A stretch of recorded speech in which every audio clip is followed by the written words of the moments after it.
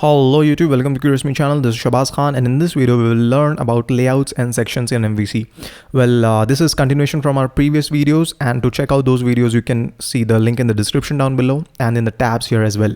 So first we will discuss layouts and then sections. Now layouts is mainly how your website looks and feels, okay?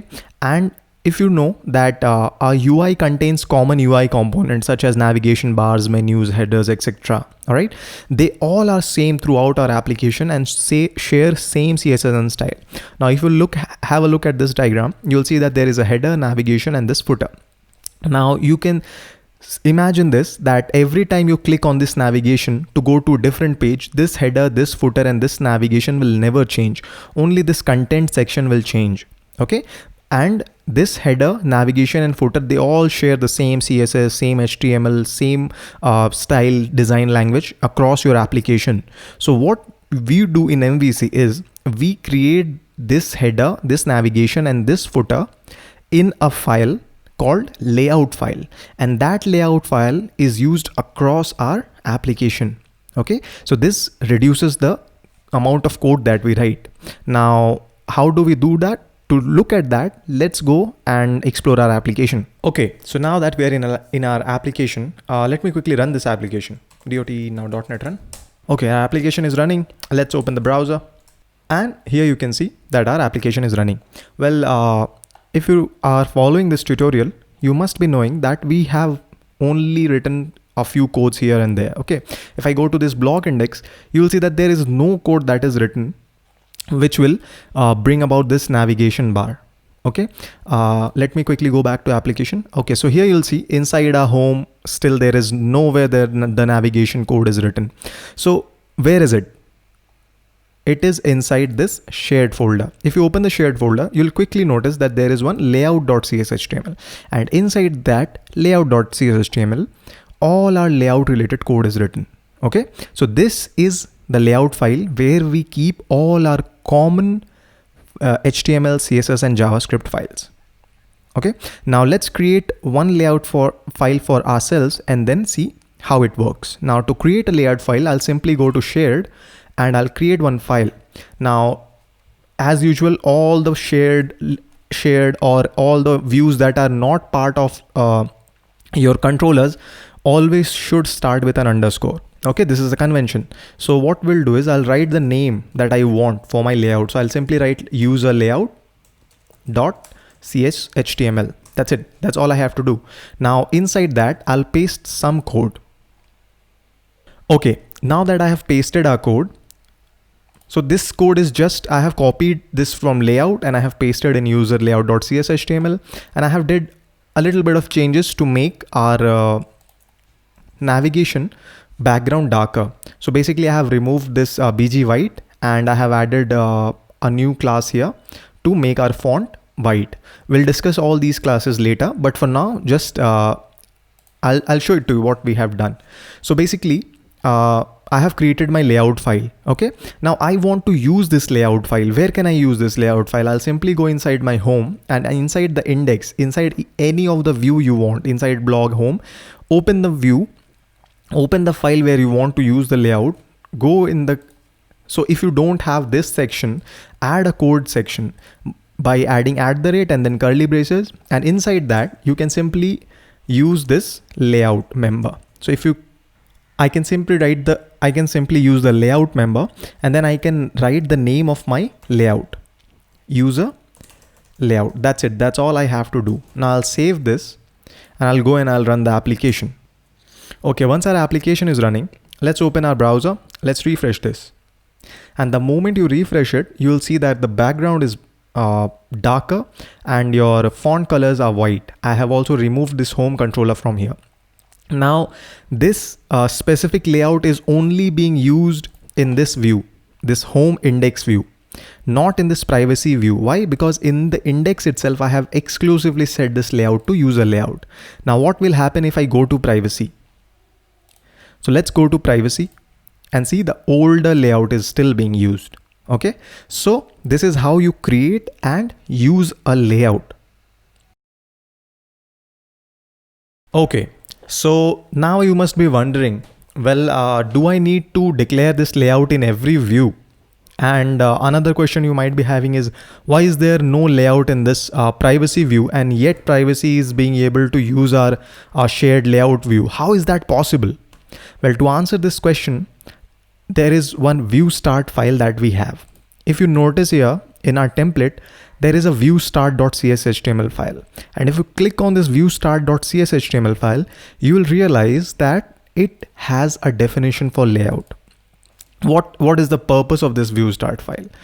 Well, the purpose of this ViewStart file is to write all the common codes between your applications. For example, this layout, what this ViewStart file executes before every view that you are about to render. So before this index, before this privacy, whichever view you want to render, all the common codes will be loaded from this ViewStart first. So what is happening here is, when you are loading this privacy view, this ViewStart gets executed before even going to this privacy view. Okay. Now what happens is, this ViewStart, this loads this layout, and then the execution of this privacy happens and you load the privacy. So this is how you are getting the layout in each and every one of our views. Okay. I just came and changed this to the user layout, and this is being reflected. Now let's go ahead and change this in ViewStart.layout itself. Now instead of this, let's go ahead and do it user layout. Let's save this. Let me remove this layout from this index. Done. Let's save it. Let's close our application. Let's rerun this again. Okay, our application is running. Let's open our application. Let's refresh it. And once you refresh, you'll see nothing changes because it's still using the old layout. Now, if I navigate to privacy, you'll see that privacy is also using our older layout. I think ViewStart is clear. Now you must be thinking, okay, why will I need ViewStart? Well, you will need ViewStart because in many of our applications, you will need, to load different layouts based on what you are trying to achieve. So for example, I can write a condition based on which you will load your application. So let me quickly write the code.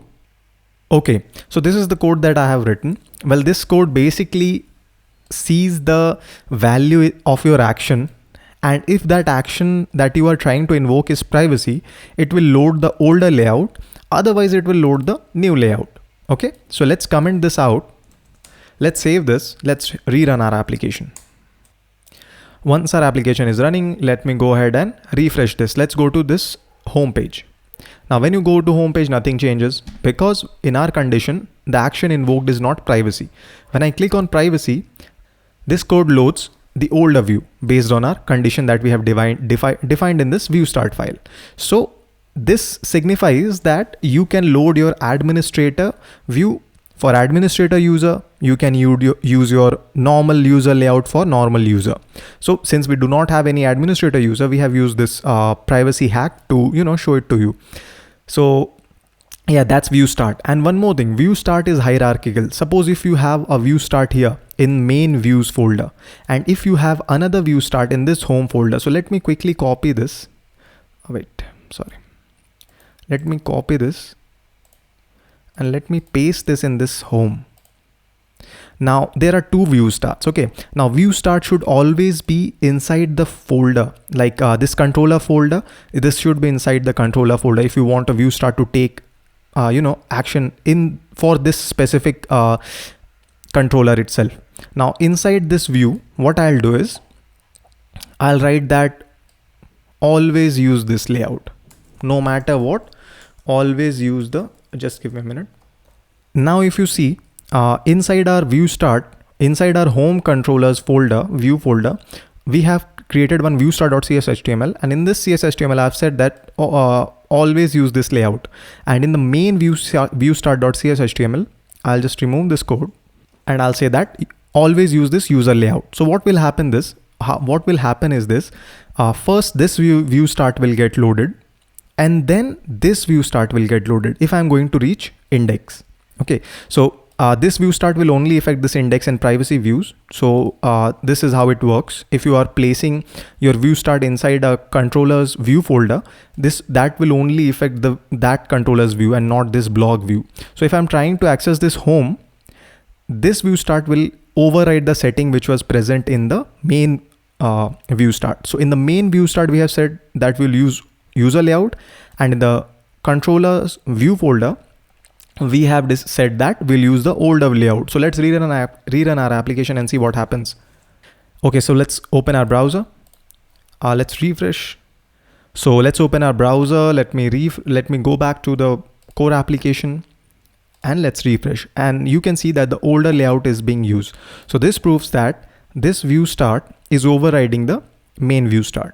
Okay, so this is how it goes. Okay, so that was all about ViewStart. So let's discuss about another file that is available to us, which is ViewImports.cshtml. Let me close this. Let's open this ViewImports.cshtml. Now, when you open this, you'll see that there are a lot of namespaces that are defined in this. What does this do? Basically, this makes these namespaces globally available to all of our views, and we don't have to write these long names. So let me just tell you what this means. So let's open this blog view. Inside the index, let's say I want to declare a model. I'll simply go ahead and write @. So simply I have written model blog posts. Okay, so this blog posts is nothing but a class which is available in models folder, which is here. If I click on this, you will see that this models is available in this namespace, my core application .models. Okay, so this, but I'm only writing this blog posts. How is this view aware that this blog posts is available to us?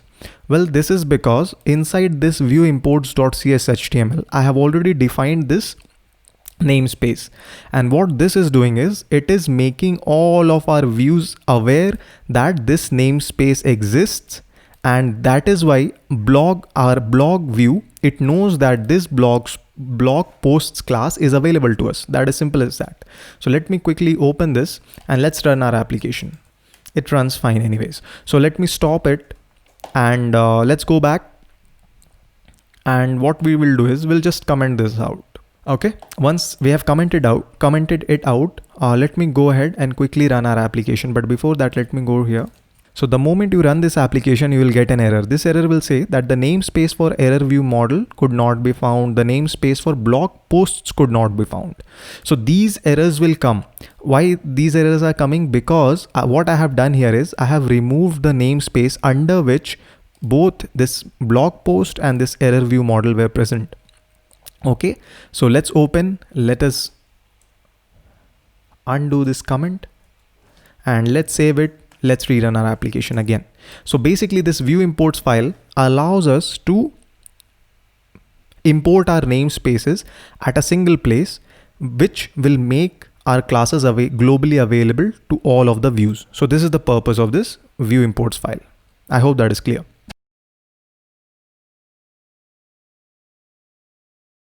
Okay, so that was a layout file, ViewStart and ViewImports. So let's go ahead and explore layout a little bit more.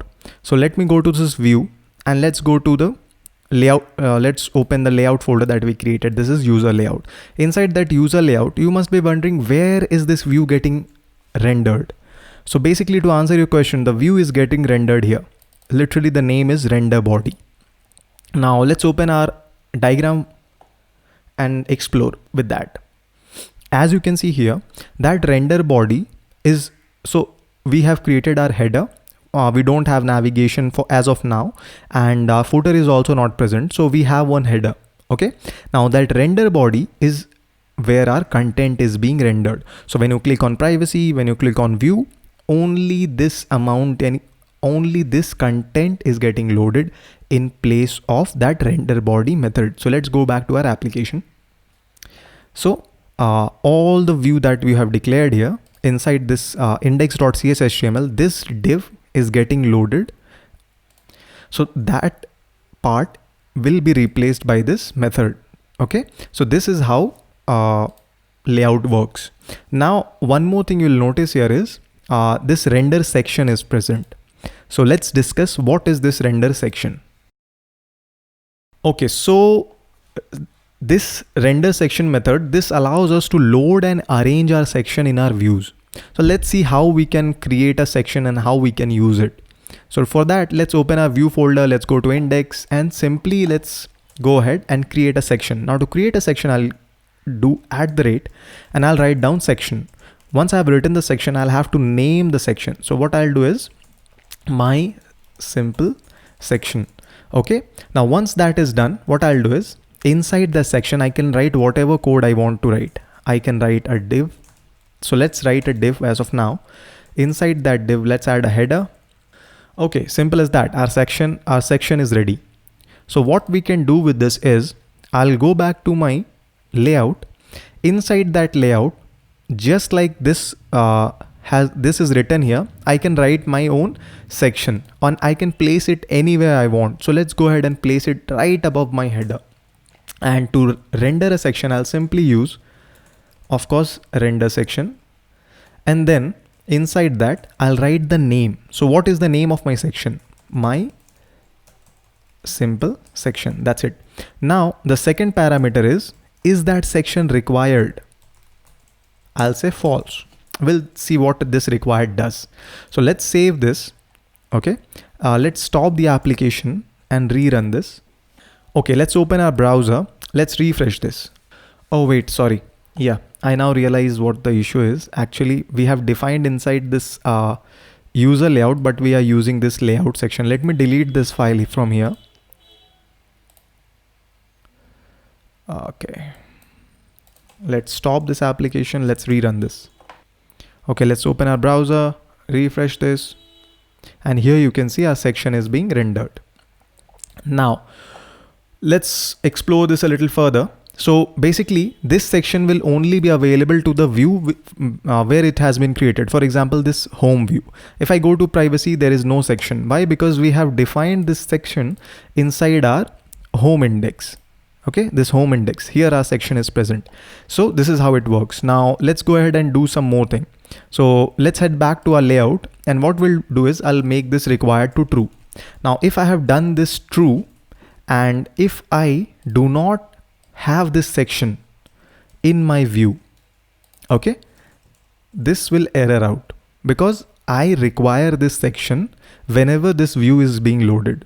Now let's open our browser, refresh this, and immediately we'll see an error that inside the user layout, this is required, but you have not given. So let's go ahead, stop this and uncomment this. Now, why is this section helpful? We can have anything we want in this section. So it is very useful when you want to have a script. Okay. Now let's create a script inside this www root lib. So basically I have created this mysite.js. I'll leave it as it is. I'll go back to index. I'll write script and I'll give the source. Now the source will be simple www. Okay. So my simple section, I have replaced this with a script. Let's save this. Let's rerun our application. Let's open our browser. Let's refresh this. Oh, wait, I'll have to make this required as false. Let's rerun the application. Let's open our browser. Let's refresh this. Now we have that section inside our home. So let's go back to home. Let's view page source. And here you'll see that our script is being loaded. Okay. This is the code that we have written for our view. Now, if I close this, if I go to privacy and then I view the page source, you'll see that we don't have that JavaScript anymore. We don't have that script tag here. Okay. But if we go back to home, go view page source, and you can see that this is present here. So this is one of the ways how this section is used in MVC. And okay, so one thing to notice here is we should never render our scripts above our HTML. And the best practice of rendering your script is to always at the end of your body. Okay, this is the best practice, whether it be in your HTML, like in your view here, or in the layout itself. You should always render the script after the body has been written.